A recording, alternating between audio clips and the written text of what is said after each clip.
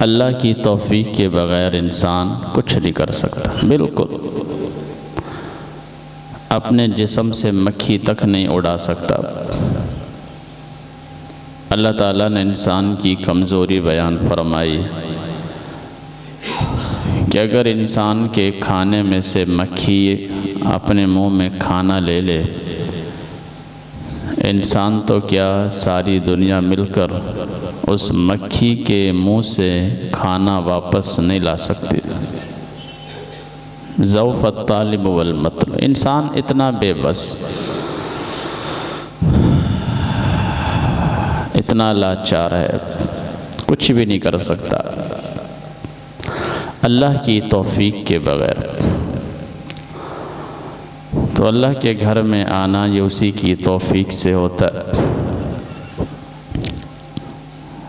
لا حول ولا قوت الا باللہ کا مطلب یہی ہے۔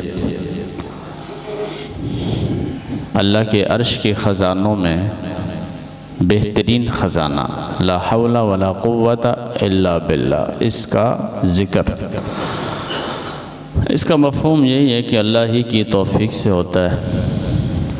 نیکی کرنے کی طاقت بھی وہی دیتا ہے، گناہ سے بچنے کی طاقت بھی وہی دیتا ہے۔ حضرت شعیب علیہ السلام نے فرمایا وما توفیقی الا باللہ، کہ توفیق اللہ کی طرف سے، علیہ توکلت، میں اسی پر بھروسہ کرتا ہوں، وَإِلَيْهِ أُنِيبُ، اسی کی طرف میں رجوع کرتا ہوں۔ بہرحال شکر سے نعمت بڑھتی ہے، ہمیں دل و جان سے اس ذات کا شکر ادا کرنا چاہیے کہ اس نے ہمیں اپنی کتاب کے ساتھ جوڑا، قرآن کی نسبت عطا فرمائی۔ پچھلے جمعے کے خطاب میں نے تفصیل سے قرآن کی روشنی میں ان لوگوں کی عظمت بیان کی جو اللہ کی کتاب سے محبت کرتے ہیں، قرآن کریم سے محبت کرتے ہیں۔ تو بہرحال رکوع نمبر 14 سورہ آل عمران، پچھلے جمعہ مبارک کے خطاب میں بات یہ چلی تھی کہ ایمان والو، ہمت نہیں ہارنی اور غم نہیں کرنا، غلبہ تمہارا ہی رہے گا بشرطے کہ تم اپنے ایمان پر قائم رہو، منافقت اختیار نہ کرو۔ اس پر 2-3 مثالیں میں نے عرض کی تھی، اسی پر ٹائم ختم ہو چکا تھا۔ صحابہ کرام رضوان اللہ علیہم اجمعین نے اس آیت پر عمل کیا تو اللہ تعالیٰ نے بہت جلد، کوئی 100 سال نہیں، 50 سال نہیں، صرف 5-6 سال کے عرصے میں مکہ المکرمہ سمیت تقریباً پورے جزیرہ عرب کے فاتح بن گئے، صرف 6 سال میں۔ سرزمین عرب مسلمانوں کے قبضے میں اللہ تعالیٰ نے دے دیا، اور اللہ کا یہ وعدہ ہے، اور یہ وعدہ پچھلی کتابوں میں بھی موجود تھا۔ وَلَقَدْ كَتَبْنَا فِي الزَّبُورِ مِن بَعْدِ الذِّكْرِ أَنَّ الْأَرْضَ يَرِثُهَا عِبَادِيَ الصَّالِحُونَ، کہ بے شک ہم نے وعدہ لکھ رکھا ہے کہ میرے نیک بندے ہی زمین کے وارث بنتے ہیں، لیکن نیک بندے۔ تو اس سے معلوم یہ ہوتا ہے میرا بھائی، جو ہماری نیکی میں اور ایمان میں کمی ہے، جس کی وجہ سے مسلمانوں کی شان و شوکت بحال نہیں ہو پا رہی۔ تو اس پر 2-3 میں نے مثالیں عرض کی تھیں، جنگ احزاب کی اور جنگ احد کی۔ آج اگلی آیت کریمہ کی طرف ہم بڑھتے ہیں، اس میں اللہ تعالیٰ نے مسلمانوں کو تسلی عطا فرمائی۔ دیکھیں، یہ اللہ رب العزت کی رحمت ہے، اپنے بندوں کو تسلی دیتا ہے تاکہ وہ قدم ان کے ڈگمگا نہ جائیں، اکھڑ نہ جائیں۔ براہ راست آیات نازل فرماتے ہیں۔ تو یہاں پر بھی چونکہ صورتحال بن چکی تھی جنگ احد میں، مسلمانوں پر زخم پہ زخم آئے، اللہ اکبر، پریشانیاں آئیں، بڑے بڑے جلیل القدر اصحاب شہید ہوئے، زخمی ہوئے، پریشانی کا عالم تھا۔ منافقین نے ساتھ چھوڑ دیا، ادھر منافقین نے مدینہ میں کوہرام مچا دیا مسلمانوں کے خلاف، نبی صلی اللہ علیہ وسلم کے خلاف لوگوں کے ذہن خراب کرنے لگے کہ دیکھو یہ کیسا پیغمبر ہے، یہ تو کہتا تھا کہ اللہ میرے ساتھ ہے، اللہ میرے ساتھ، اس طرح ساری باتیں قرآن نے نقل فرمائی۔ بڑا مشکل وقت تھا، تو اللہ تعالیٰ نے تسلی کے لیے یہ آیت نازل فرمائی۔ چنانچہ ارشاد فرمایا اِن یمسسکم قرح، اے مسلمانوں اگر تمہیں زخم لگا ہے تو گھبرانے کی ضرورت نہیں، اس لیے کہ فقد مس القوم قرح مثل، تم سے پہلے یعنی 1 سال پہلے یہ زخم ان کو بھی لگ چکا ہے۔ جنگ بدر میں، جنگ بدر 1 سال پہلے، 1 سال بعد جنگ احد ہے۔ تو اگر تمہیں زخم لگا ہے تو پھر اس میں غم کرنے کی بات کیا ہے؟ 1 سال پہلے ان کو بھی زخم لگا، ان کے بھی بڑے بڑے سردار مارے گئے تھے، ابو جہل بھی اس میں شامل تھا، امیہ بن خلف جیسے بڑے بڑے سردار تھے جو مارے گئے، قتل ہوئے، اور 70 سے زائد کافر قید میں آئے، مال غنیمت ہاتھ میں آیا، تو یہ زخم ان کو بھی لگ چکا ہے۔ اسی کو دیکھ لو اے مسلمانوں کہ یہ زخم تمہیں لگا ہے، ان کو بھی لگ چکا ہے۔ کیوں؟ اس کی مزید حکمتیں انشاءاللہ اگلے رکوع میں آئیں گی، 2 رکوع کے بعد اسی کا تذکرہ اللہ تعالیٰ آگے فرمائے گا۔ یہاں پر اللہ نے ایک عالمگیر سنت بیان فرمائی، جو اللہ کی سنت ہے، جو آج بھی روئے زمین پر چل رہی اور قیامت تک چلے گی، اس کی سنت تبدیل نہیں ہوتی۔ اللہ تعالیٰ نے سنت بیان فرمائی وَتِلْكَ الْأَيَّامُ نُدَاوِلُهَا بَيْنَ النَّاسِ، کہ ہم لوگوں کے وقت کو بدلتے رہتے ہیں، ہم تبدیل کرتے ہیں لوگوں کے اوقات کو، لوگوں پر آئے ہوئے حالات کو ہم بدلتے ہیں، آج امیری تو کل غریبی، اور بسا اوقات ایسا ہوتا ہے کہ مال دولت ہوتی ہے لیکن اللہ کہیں اور سے پریشانی دے دیتا ہے۔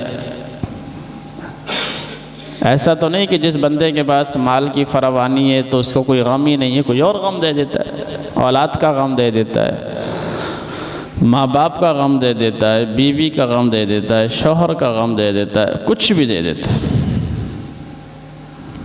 یہ حالات وہ بدلتا رہتا ہے، ایک ہی حالات پہ روئے زمین کا نظام نہیں چلتا، آج کوئی اوپر کل کوئی اوپر، آج کوئی خوش کوئی غم، کل معاملہ الٹ ہو جاتا ہے۔ یہ اس کی سنت ہے جو شروع سے چلے۔ پچھلے سال انہیں زخم لگا، ان کے 70 افراد مارے گئے، زخمی ہوئے، قید میں آئے، آپ کے تمہارے ہو گئے۔ آگے اللہ تعالیٰ نے بڑی عمدہ 2-3 حکمتوں کا بیان فرمایا۔ اصل سمجھنے کی چیز یہ ہے، یہ تو ایک عالمگیر سنت بیان فرما دی نا کہ وہ دنوں کو بدلتا ہے، اس لیے خوش نہ ہوں۔ اگر آج کوئی حکمران کی سیٹ پہ بیٹھا ہے، کل کو وہ جیل میں بھی جا سکتا ہے، اور اگر آج کوئی جیل میں ہے تو کل کو وہ تخت و سلطنت کا وارث بھی بن سکتا ہے، کچھ بھی وہ کرنے والا ہے۔ یوسف علیہ السلام کو جیل سے اٹھایا اور تخت مصر کا وارث بنا دیا۔ اس لیے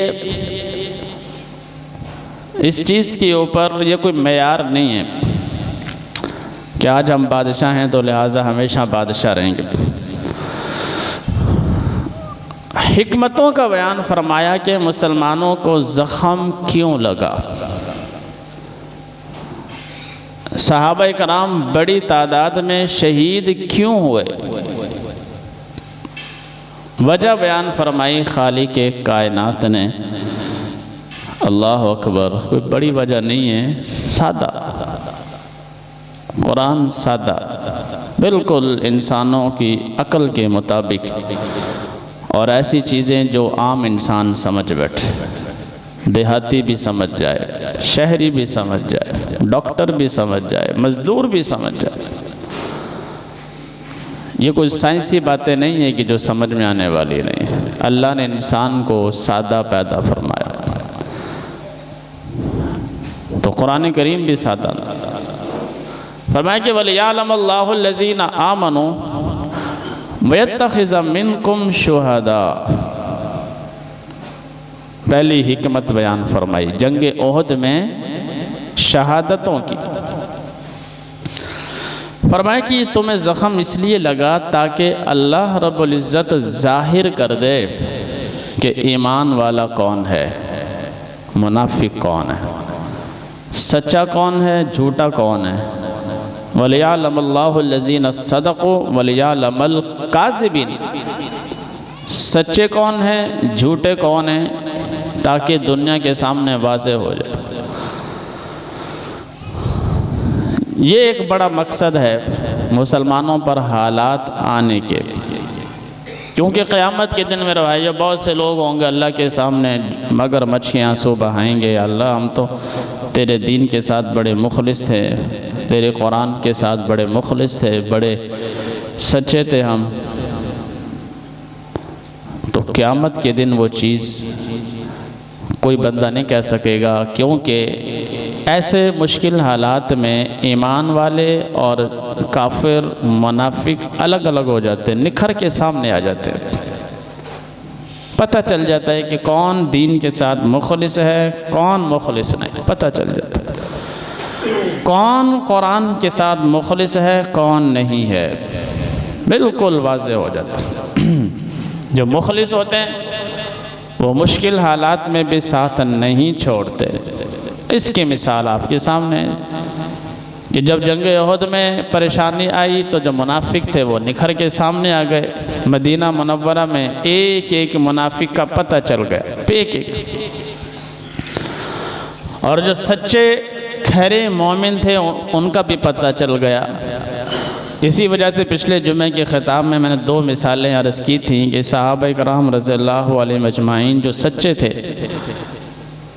زخمی حالت میں تھے، ادھر سے ابو سفیان نے دوبارہ پیغام بھیجا کہ ہم لڑنے کے لیے آ رہے ہیں دوبارہ۔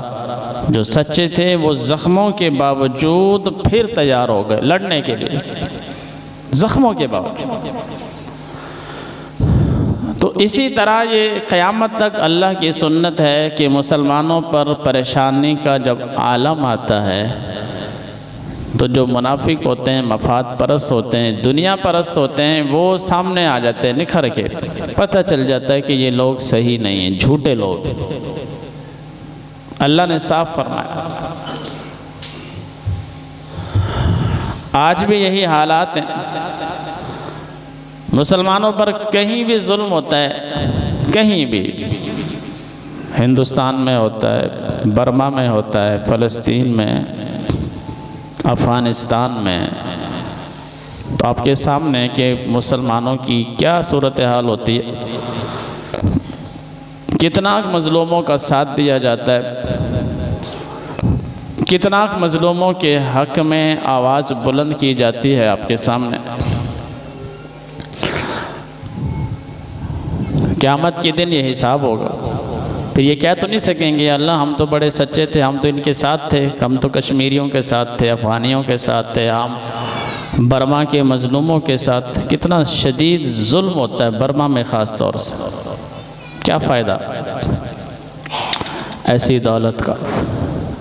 اللہ اکبر، ابھی قطر میں جو ورلڈ کپ ہو رہا ہے فٹ بال کا، آپ نے دیکھا ہے، اللہ اکبر، کھربوں روپے کھربوں، اربوں نہیں، کھربوں، آنن فانن تھوڑے دنوں میں 8 اسٹیڈیم بنائے فٹ بال کے، دنیا حیران ہو گئی، ایسے جدید ترین اسٹیڈیم بنا، کس کے لیے ہو؟ فٹ بال کے لیے، دنیا کا فضول ترین کھیل،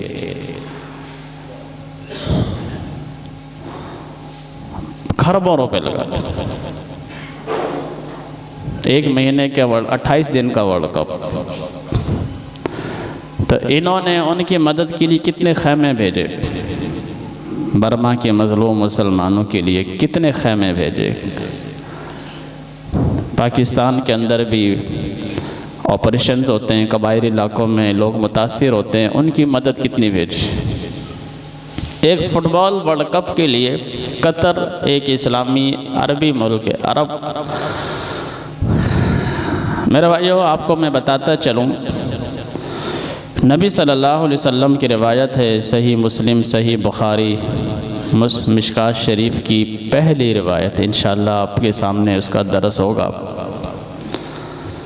قیامت کی بڑی علامات میں سے ایک علامت ہے، ایک تو علامت ہے بڑی بڑی عمارتیں بنیں گی، بڑی بڑی عمارت، یہ حدیث کے الفاظ ہیں، بالکل کلیئر کٹ الفاظ یہ ہیں کہ جو چرواہے ننگے بدن ننگے پاؤں والے اونچی اونچی عمارتیں بنائیں گے۔ آپ 70-80 سال پہلے کی عرب دنیا کی ہسٹری پڑھیں، یہ سارے چرواہے ہیں، ٹوٹل چرواہے ہیں یہ لوگ۔ ان کے پاس بھیڑ بکریوں کے علاوہ کوئی مشغلہ نہ تھا، اونٹ، غلہ بانی، بھیڑ بکری، اس کے علاوہ کوئی کارخانہ نہیں، کوئی فیکٹری نہیں، کوئی ان کے پاس ذریعہ معاش نہیں، نہ وہاں کھیتی باڑی، نہ وہاں پہ کوئی چاول کی کاشت، آج بھی نہیں، نہ گندم کی۔ اب یہاں جہاں ہم رہ رہے ہیں بر صغیر میں، یہاں تو صدیوں سے الحمدللہ کاشت ہوتی ہے، سبزیاں، پھل، گندم، چاول، اناج۔ وہاں پہ ایسی کوئی چیز نہیں سوائے چرواہے تھے۔ اور اب وہ کیا ہے؟ قیامت کی بڑی علامت، دنیا کی 80% عمارات ان عرب ریاستوں میں، دبئی، قطر، کویت، سعودیہ عرب، اونچی اونچی، 1000 فٹ اتنی اونچی عمارت۔ اور دوسری جو علامت ہے، قیامت کی بڑی علامت، وہ ہے ایکٹرز اور کھلاڑیوں کی عزت بہت زیادہ کی جائے گی۔ آپ نے دیکھ لیا، کھلاڑیوں کے لیے کھربوں روپے کے اسٹیڈیم تیار کیے گئے۔ یہی حال کرکٹ کی دنیا میں، ایک ایکشن، کھلاڑی ایک لفظ کیا بول دے، کئی دن اس پہ تبصرے ہوتے ہیں۔ کھلاڑی ذرا سی کوئی ایسی ویسی اس سے کوئی حرکت سرزد ہو جائے، کئی دن اس پہ تجزیے ہوتے ہیں، میڈیا، خبریں، پروگرام، کیپٹل ٹاک، پتہ نہیں کیا کیا۔ کھلاڑی ذرا سا زخمی ہو جائے، بس سارا ملک سر پہ اٹھا لیا جاتا۔ پہلے ایسا نہیں تھا، 60-70 سال پہلے بھی یہ کھیل ہوتے تھے، ہمیشہ سے کرکٹ بھی ہوتا تھا، فٹ بال بھی ہوتا، سب کچھ ہوتا تھا، لیکن انداز مختلف ہوتے تھے، اب کی جو صورتحال ہے وہ پہلے نہیں تھی۔ یہ قیامت کی بڑی علامات، اس لیے جو اور عرب دنیا میں پہلی مرتبہ ایسا ہو رہا ہے، پہلی مرتبہ، کیونکہ وہ بھی مسلمان ہیں، اللہ تعالیٰ نے ان لوگوں کو بھی دکھانا ہے